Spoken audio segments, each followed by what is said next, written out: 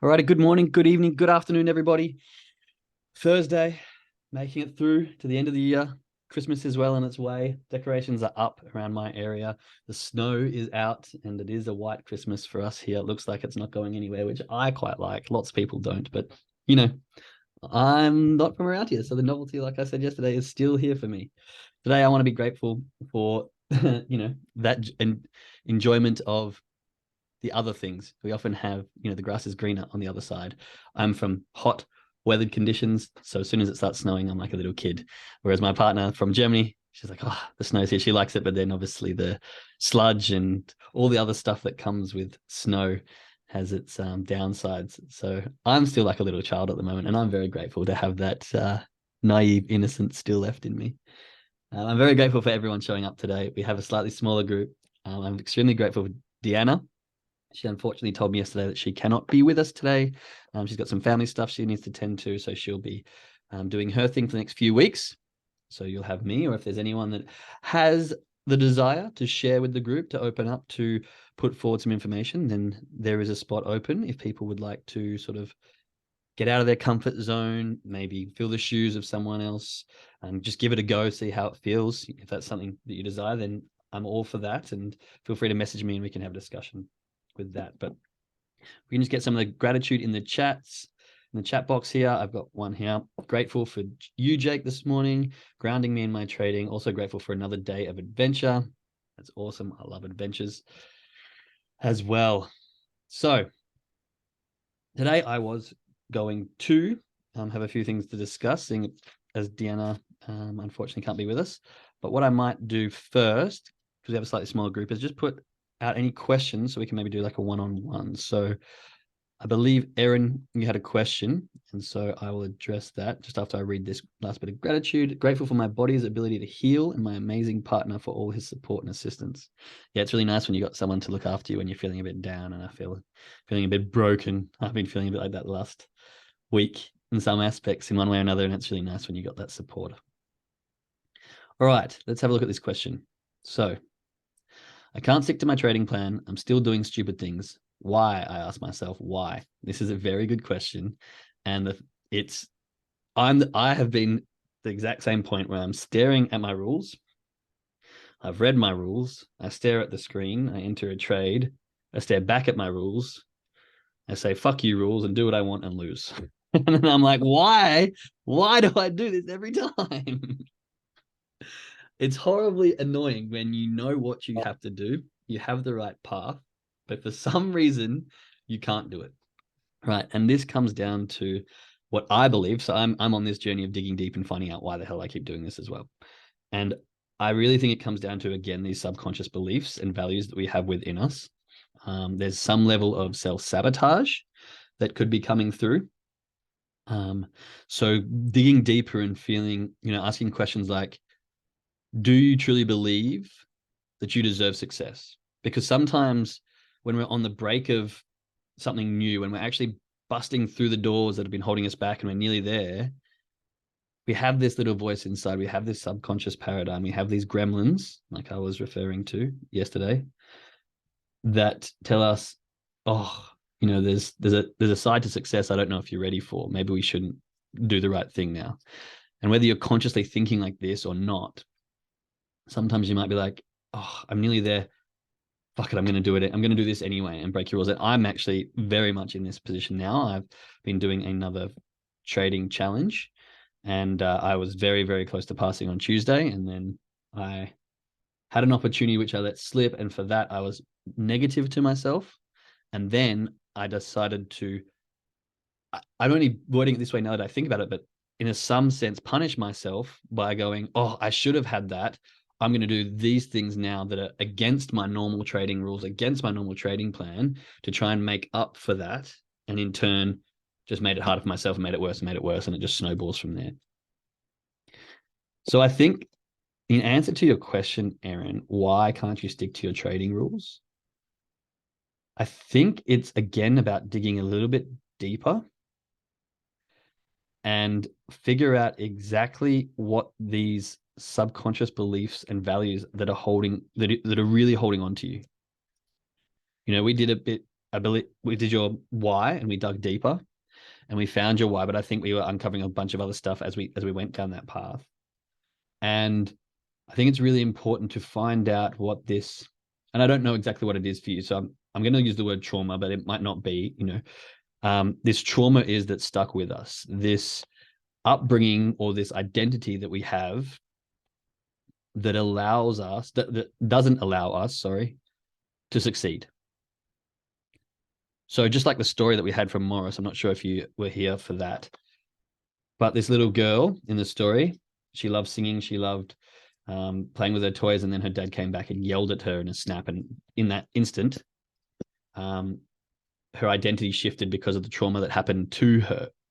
So she felt like this trauma happened to her in that point, but I think it's important to understand that an event happened and the trauma happened inside of her by her mind telling her and connecting with that instantaneous action all these negative thoughts and feelings and limiting beliefs like I'm not worthy, I'm not good enough, etc., etc. And this shaped the way she lived and grew up. Now, I think if you can dive deeper and find some level within you that goes, why can I not follow my rules?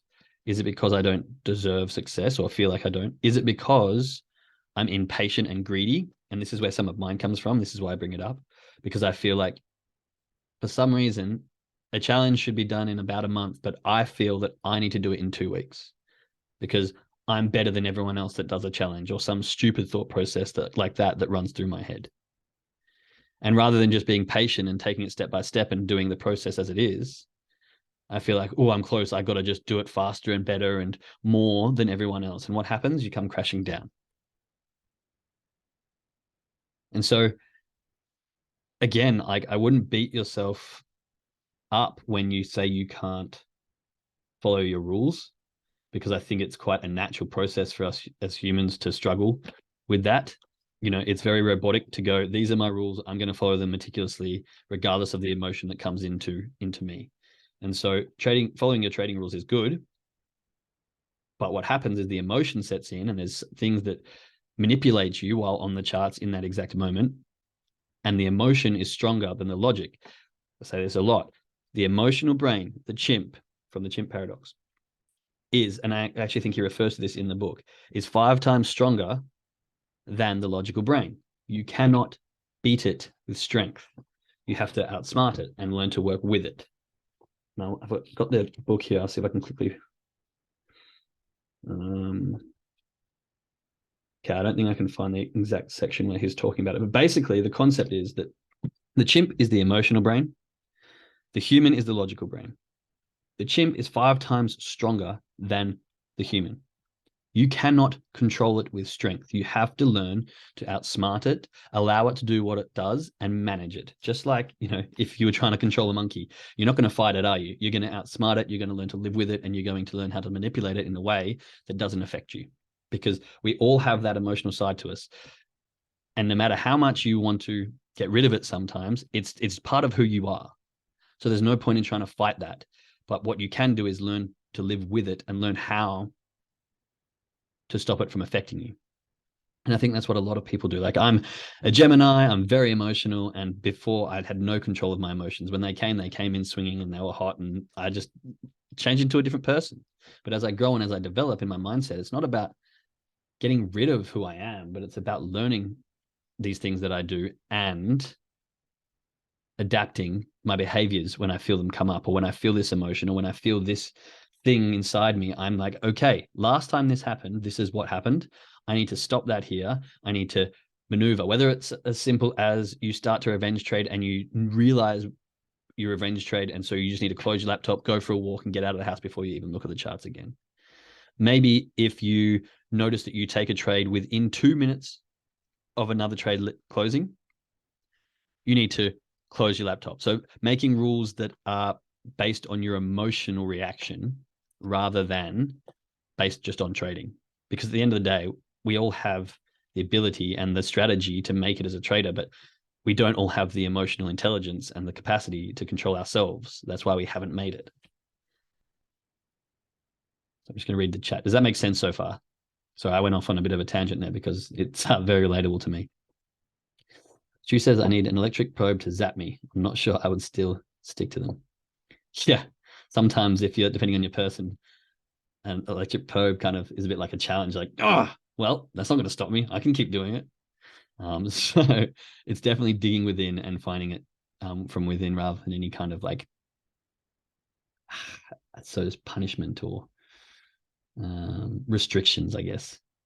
Jake, I froze when Morris shut that girl down. I know I have childhood trauma. I've done so much work on myself. That's good. That's really good. You nailed it. I love that rules on emotion.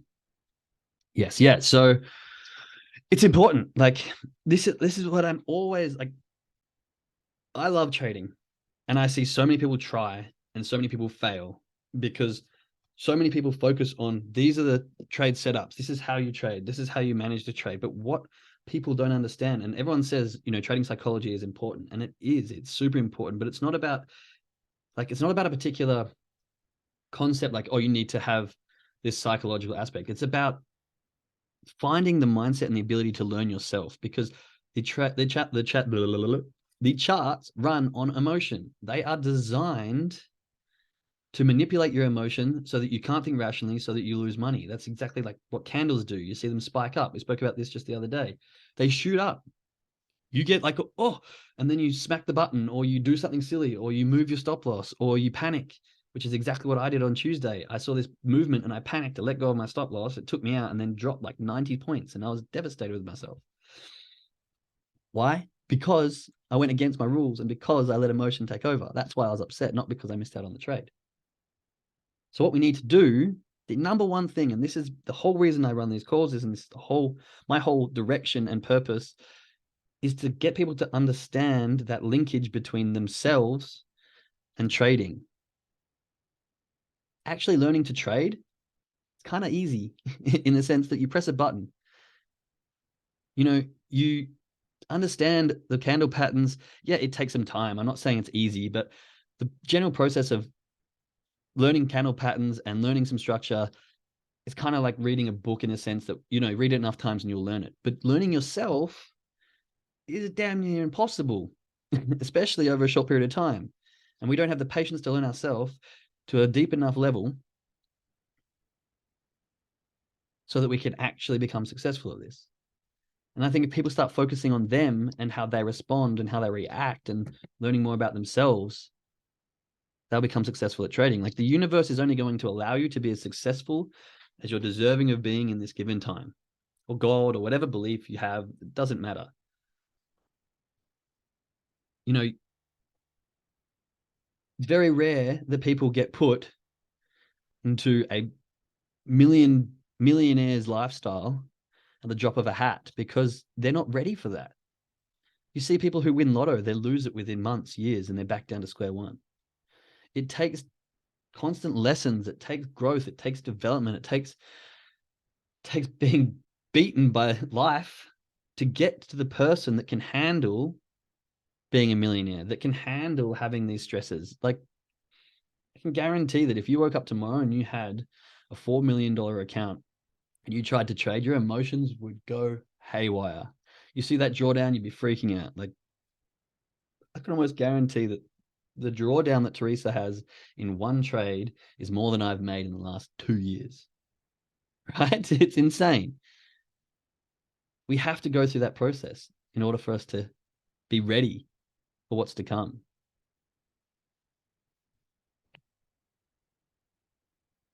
So I did the exact same thing, move my stop loss. Yeah, see, like it's so common. Like all these things that you're feeling, all this frustration, all these things that you're doing, I have done every single one of them. The only reason I am where I am is because I have hit my head on the wall more times than most people to the point where I want to change. And I'm willing to do it in front of people so that others can learn from my mistakes or that they can cling on and come with my journey and be like, well, Jake just did that thing wrong. Maybe let's not try to do that. Or Jake, what happened when you did this? This happened. Okay, yep, I know that feeling. And we can get through it together. It's a process. Yeah, in the chats, it's a process, sometimes a slower one. The new paradigm of Shelley, I love that, has been evolving for a few years now. I don't plan on letting the progress stop, Just keep moving forward. Exactly. You will continue to change. Like the new paradigm of Shelley will soon be the old paradigm of Shelley, because the new paradigm of Shelley will be even bigger and better and greater. And you have to keep growing and keep learning. Like it's just that is the adventure. That is the process. And this is actually touching on to what the point I was going to talk about today, which I'll talk about tomorrow. But we have to be an infinite player, not a finite game player. Now, this comes from Simon Sinek. I think I've shared this video with the group before, but maybe I'll bring it out tomorrow. But this is the concept that if you want to make it in the long haul, you have to fall in love with the process, fall in love with the growth and development and the struggles that are happening today. Like you should love the growth of Shelley. Like not the fact that I am this person, but the involvement of growing and the journey of growing. And like, look how much I'm changing. I love the fact that I'm always learning, or that tomorrow I'm going to learn something new. I'm sure of it. Or that I can look back and look at the steps I've taken, not where I'm going to be, not pushing the goalpost each time and being disappointed that you're not at the future you that you keep envisioning. Because what we do is we have this version of ourselves, but as we grow, so does our vision of our future. And if we can't be happy with the person we are now, then we're always going to be disappointed, because we're always going to be pushing those goalposts to bigger and better versions, and you're never actually going to be there. You know, you never arrive at tomorrow. Tomorrow is always tomorrow. Be happy today. That makes sense. So yeah, it's this concept of becoming the infinite player. You're not there to get to a goal. You're there to be in the moment and do the things. And this is something that I have struggled with this week, because doing a challenge, you've got a goal line. You're like, I want to get to here. I want to get this goal done. And then the world's going to be a whole new world. No, it's going to be the same world. It's going to be exactly the same. But you're going to have taken one step further. Yeah, great. That's awesome. But the idea here is that you want to keep growing and fall in love with doing the things over and over again. Like trading isn't just I need to get to X amount of dollars. Trading is, I am doing this for the rest of my life, and I'm so comfortable with hitting this 2% today. I don't care about anything else. I don't care about the $1 million account that I'm aiming for. I don't care about the 8% that I need by next month to make this amount of bills paid. No, I want to sit at my computer, be 100% in the moment of trading, sit there, enjoy getting my 2% or whatever your goal is, my 5%, doesn't matter. Turning it off and enjoying the day because I've done what I need to do. I am in the moment. I am here infinitely for an infinite amount of time to trade. Like the idea here is, for most people, you don't learn how to trade so that you can buy a house, and then once you got a house, you stop. You learn to trade so you've got a skill that will keep you trading forever. And so why do we look so much forward in the future to go, oh, I'm only going to be a good trader once I have X amount of dollars in my account? That X amount of dollars doesn't mean shit. It's cool. It's helpful. You're going to get there and be like, okay, what am I doing now? You want to fall in love with the fact that, yeah, I can get on the charts. I can enjoy my time. I can trade without stress and anxiety and, you know, all this extra emotion. And I can just get my 2%, leave, enjoy the day, hang out with my son.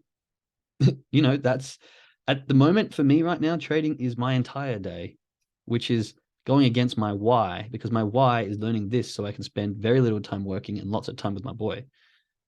But on those bad days, I find I'm sitting with my boy just thinking in my head about all the things that I could be doing better in trading, which is the wrong psychology, right? We want to get to the point where we don't care about the growth and all the other things. We care about, these are my rules. This is my hour and a half on the charts. I want to get this amount. I didn't. What of it? I know that over a long period of time, this is going to be working. So just be happy with what is, do the things, and then move on with my day. So it was a very good question. And I definitely got sidetracked and went on to a few other things there. But I hope that kind of helps. Makes so much sense. I love the infinite goal idea. Yeah, it's really, really cool. What I'll do is I'm actually going to find that video and either share. I can't remember how long it is. I'll either share it or play it in tomorrow's session. So great, Jake. Thank you. Yeah, you're very welcome. So I hope that answered a little bit of your question. If you do have any other questions, feel free to bring them in to the group tomorrow. Maybe for the next few weeks while Deanna's away, maybe I'll make Thursday like a Q&A session, and we can go over some things that are really restricting people. So maybe if you've got them, write them down, and we can do a session like this sometime next week as well, and answer some questions for people who are struggling with particular areas. All right. Well, to my traders, I'll see you in a minute on our trading call. To everyone else, whether you're listening on the podcast or not trading, I love you anyway, and I shall see you tomorrow. But for now, that'll be it. Bye.